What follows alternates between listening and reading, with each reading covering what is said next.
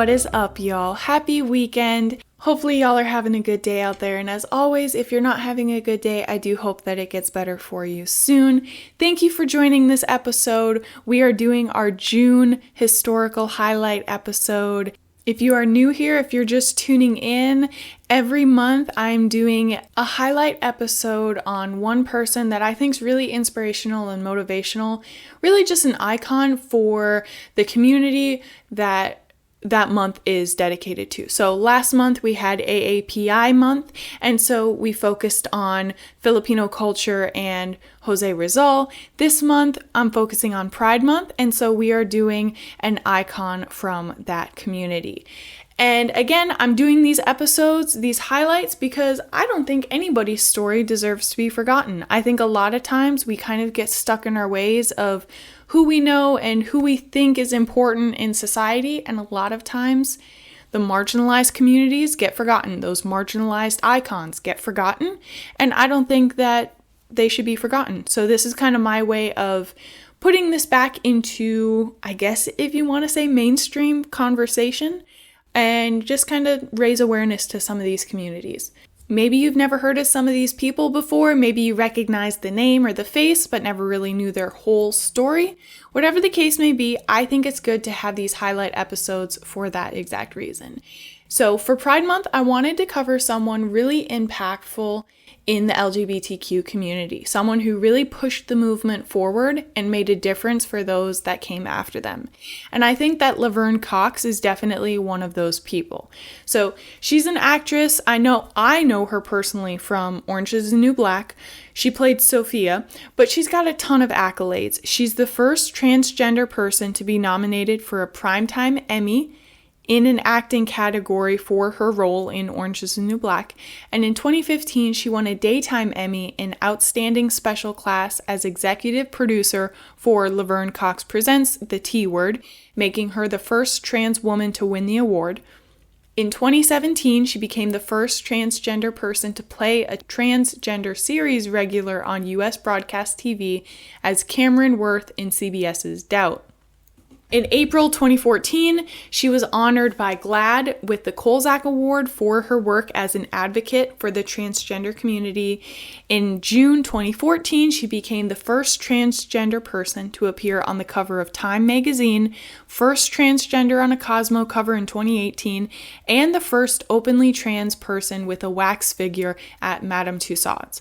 There was also a makeover TV series called Transform Me, which made Cox the first African-American transgender person to produce and star in her own TV show. And our girl is international too, though, okay? So she was one of 15 women chosen by Meghan, Duchess of Sussex, to appear on the cover of the September 19 issue of British Vogue, making her, you guessed it, the first transgender woman to appear on the cover.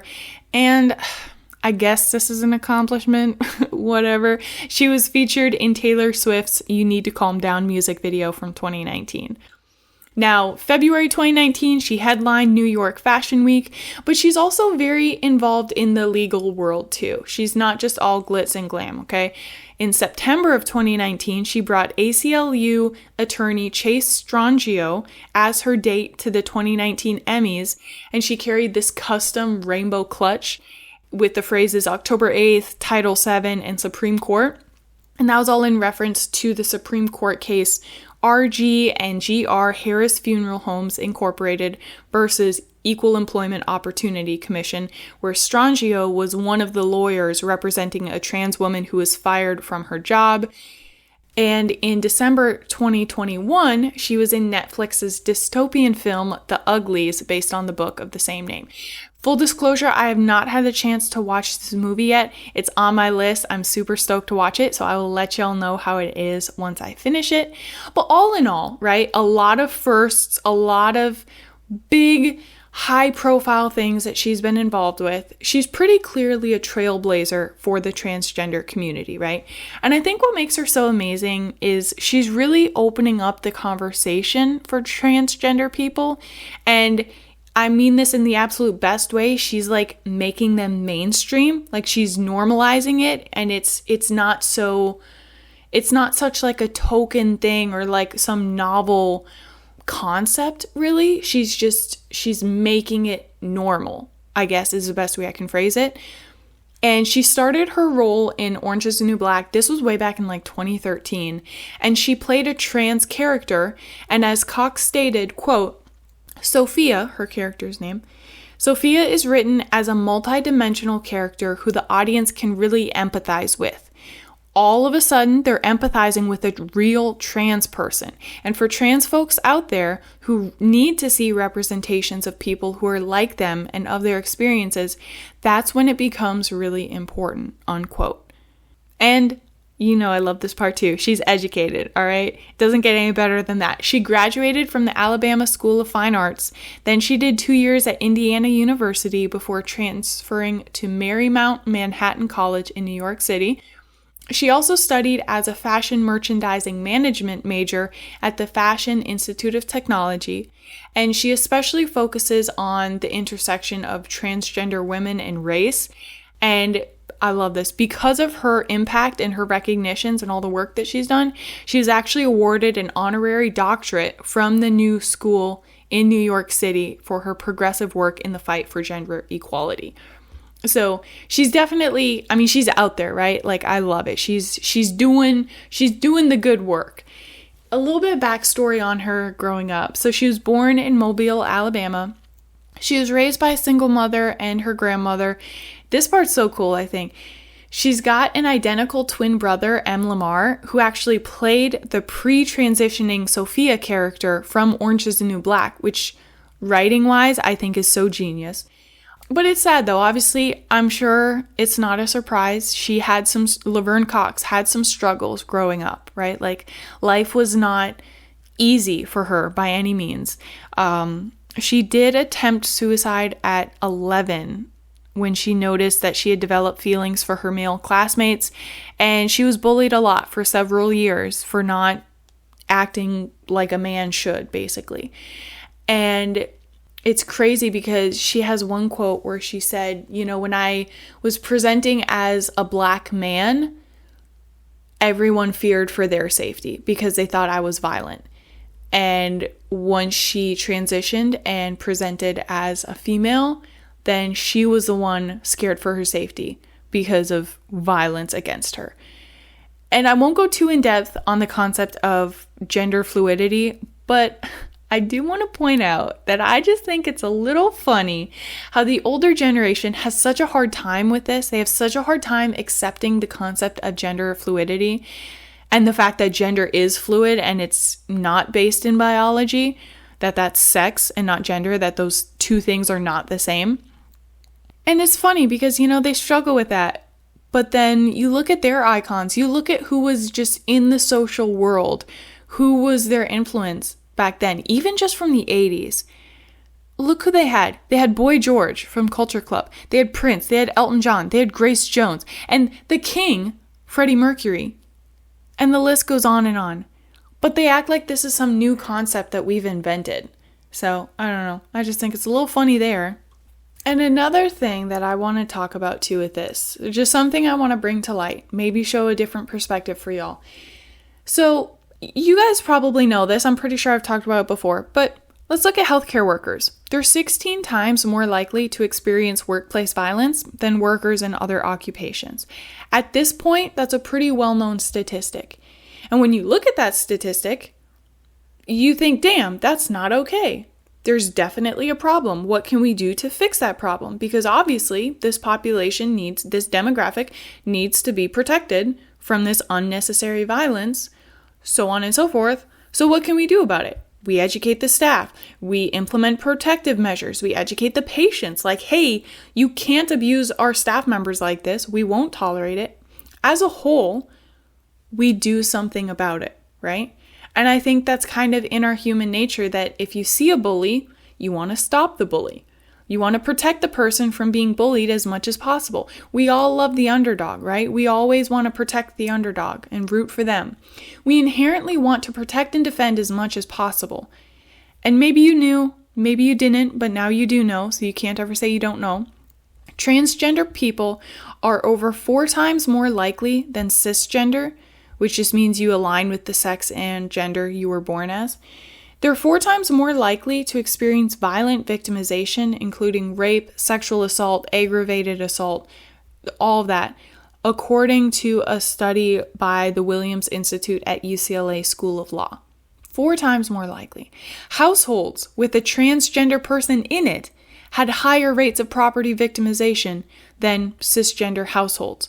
1 in 4 transgender women experienced hate crimes compared to 1 in 10 cisgender women.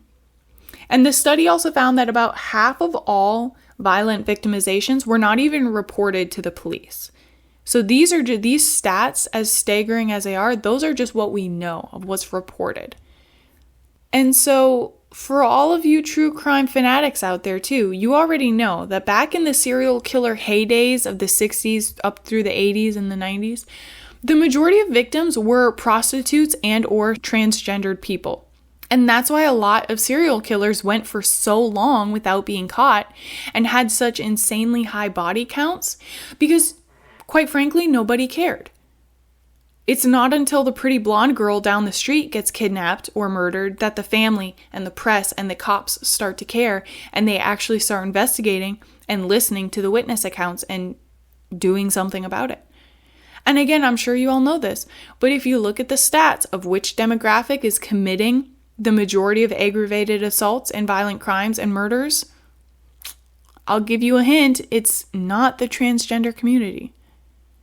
And so why do we feel such sympathy for kids or for those with intellectual disabilities or for mental health struggles or healthcare workers or the underdog getting bullied in movies? We care so much about that and we want to step in and help, but yet that sympathy doesn't get extended to the transgender community. Transgender people and the topic as a whole is seen as taboo. It's uncomfortable. It's perverted. We don't want to acknowledge it. We don't want to talk about it. Whenever we do see them or interview them on TV, what are the questions they're always asked? Oh, what body parts do you have? What's in your pants? Did you have the surgery or not? What's your sex like? I guess I'm just not sure why we love to play the savior role and protect those that need protecting, but only when it's comfortable and convenient for us. I don't know.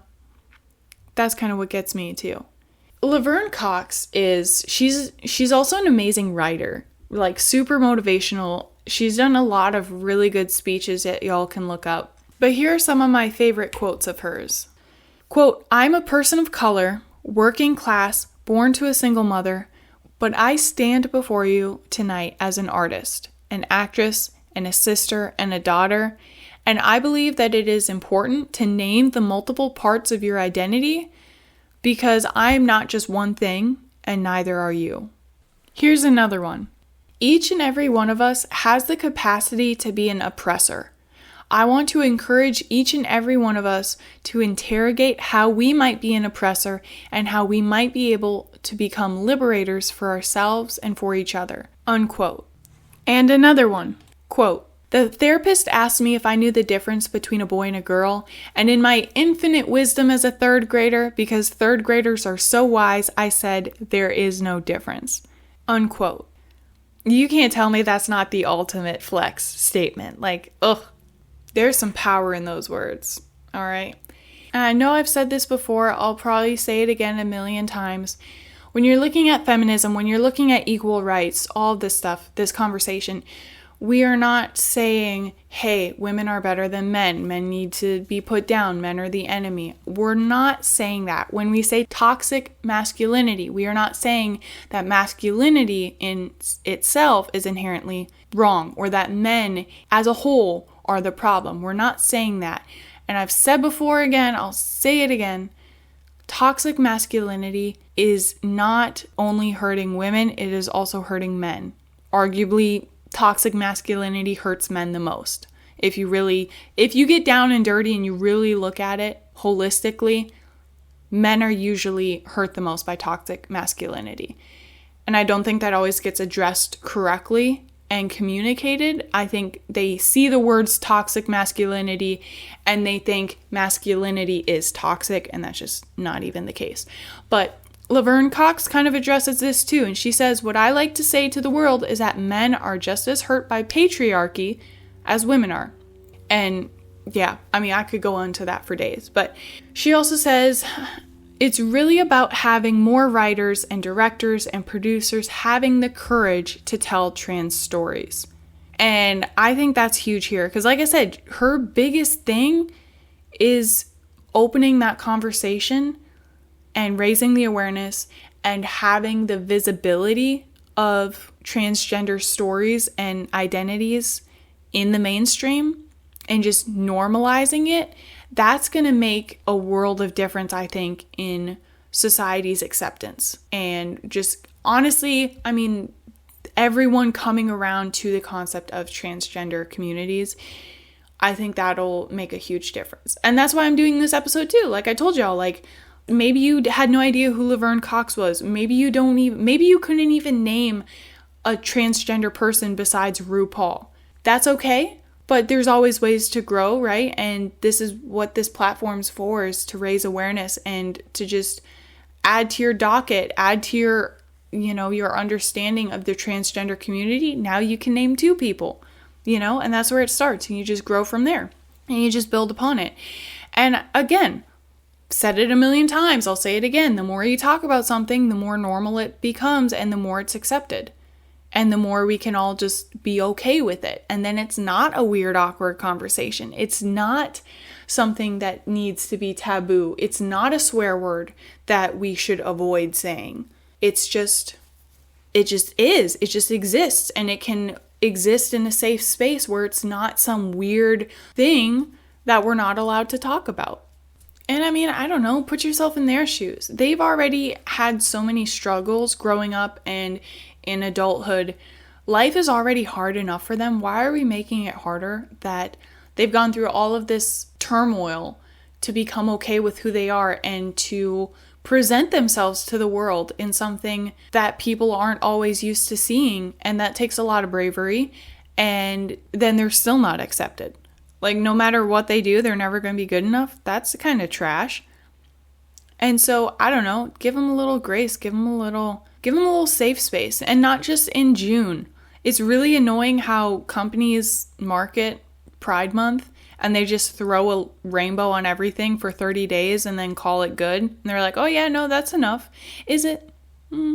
Is it? I don't know. I think sometimes it's the little things. Like I remember when I was student teaching and my master teacher was amazing. She's the best, like best icon, best role model for me. Amazing mentor. And she had the transgender flag up in her classroom and it was literally the tiniest, teeny tiny little, it's like the little stick ones that you just kind of hold, whatever. And she had it like tucked into kind of like by the display board, whatever. And she also has a million other decorations everywhere, like pineapples and all sorts of stuff before she knew what pineapples meant. Bless her heart. She just thought it was a cool fruit. And it was literally the smallest little addition to her classroom. And I mean, I saw it. I'm like, oh, that's really cool. Whatever. No one said anything pretty much the whole semester. And then near the end of the semester, there was one student who was really struggling. She was getting bullied a lot. She was early stages of transitioning, and she would talk to me after. It breaks my heart because she would be like, hey, Mrs. Kim, can I just hang out in the classroom for, maybe like 10 minutes so that way the mass of students could get on the bus, could leave, whatever. She was like, I don't feel like putting up with it today. Like, I'm having a rough day. I don't feel like getting bullied today. Can I just hang out for 10 minutes until most of them are gone and then I'll leave? And I was like, yeah, of course, whatever. Like, I'll hang out with you, yada, yada. And so we just kind of sat in there. We were talking and stuff. And then after one of the days, she just kind of mentioned it. She's like, yeah, I was really worried. I've been bullied a lot. I was switching schools, foster care system, all this stuff. She's like, but, I saw the flag in the classroom and I knew you would be cool. Like, I knew this would be a safe spot for me. So thank you for that. And I was like, oh, it's so sweet, So it's just, I think the littlest things like that, whether it's spoken or unspoken, sometimes those littlest gestures can make a world of difference in making someone else feel comfortable. And again, if the only thing you do that day is make one person a little bit more comfortable and a little bit happier existing here in this already messed up world, Shouldn't we all be striving for that? I don't know. It just warmed my heart when she told me that. And so I'm like, imagine if everybody just did something small like my teacher did. Just some small little sliver of happiness and joy. Like if you could just give that to someone, wouldn't you want to? I don't know. Just my take on it. But that is all I have for y'all today. Hopefully you enjoyed Laverne Cox's story. Check out her films. Check out some of her shows. Orange is the New Black was always really great. And as always, make good choices. Be a decent human being. Take care of each other. Try your best to be that little ray of sunshine for someone else to help them through a tough day. And I will catch y'all next time. Okay, bye.